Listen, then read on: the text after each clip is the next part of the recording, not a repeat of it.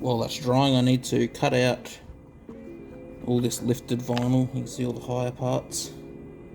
Need to cut all that out and then sand them all down and make it completely smooth.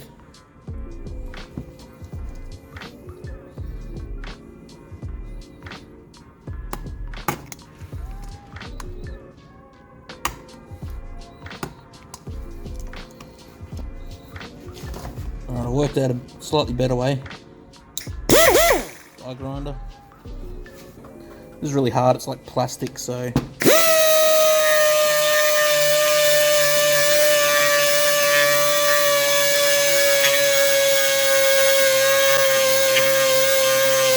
seems to be the only way to really cut it back.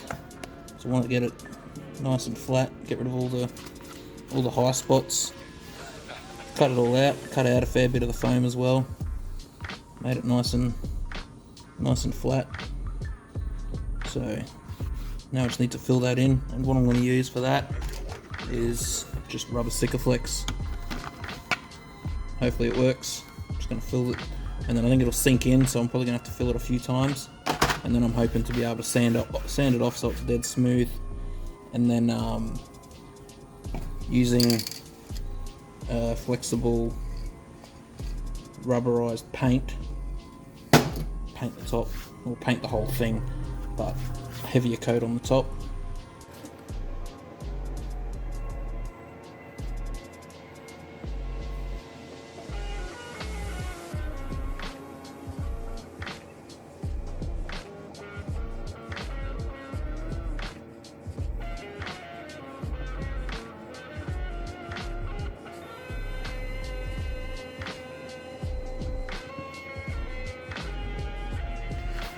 Sikaflex was a bit of a bust. It ended up just having furry edges all around it that I couldn't really like sand smooth, kept on sort of peeling off. So I ended up skimming it with just a bit of filler. And I think the best way for me to, now I'm going to put sort of a heavy coat of black on it.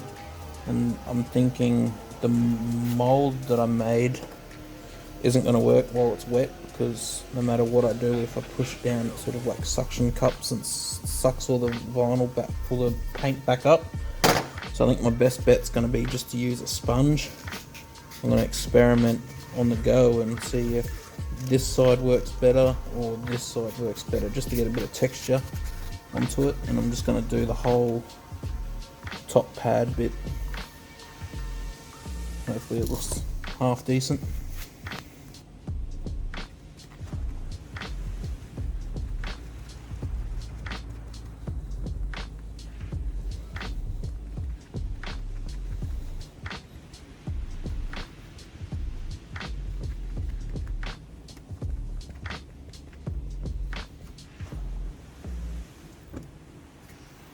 It's looking not too bad, it's got a bit of texture.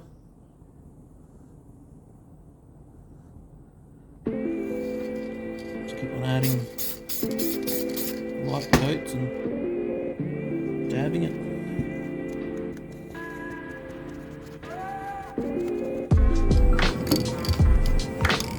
Now I'm just coating in heaps and heaps of really light coats of this rubberized vinyl paint. That over and over again.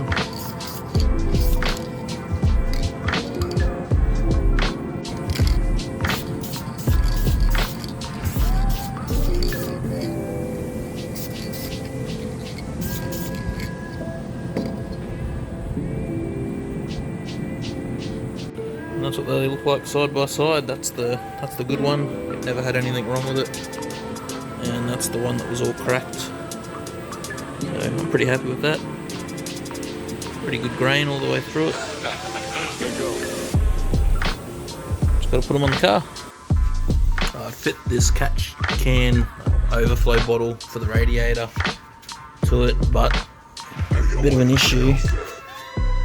The fitting that I needed for the hose was really big. It's like a 12mm hose or something. I need like a 6mm hose.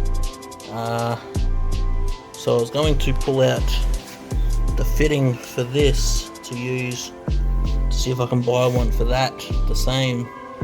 But I've had a bit of an issue where I've broken off the end, it just snapped right off. So now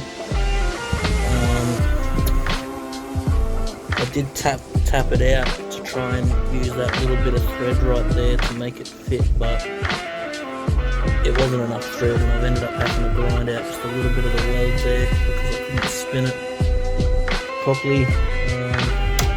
But what I found in my toolbox is this fitting, which I can fit. This is like an adapter, and the adapter is going to work in this one because it's the same thread. The same thread as the aluminium one. So now I'm just tapping a 1/8 MPT thread into that. I'll use that brass fitting there, and then I'll use that fitting down in there.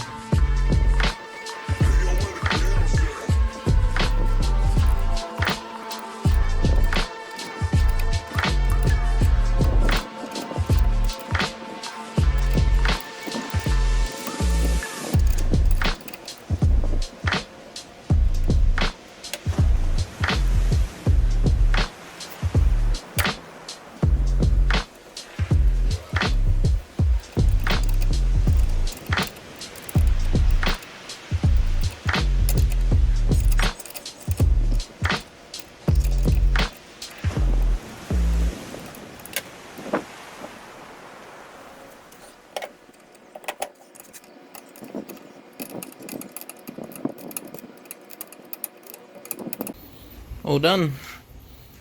Just got the hose running down there, and then it comes back up there and into that bottom fitting. Looks pretty neat.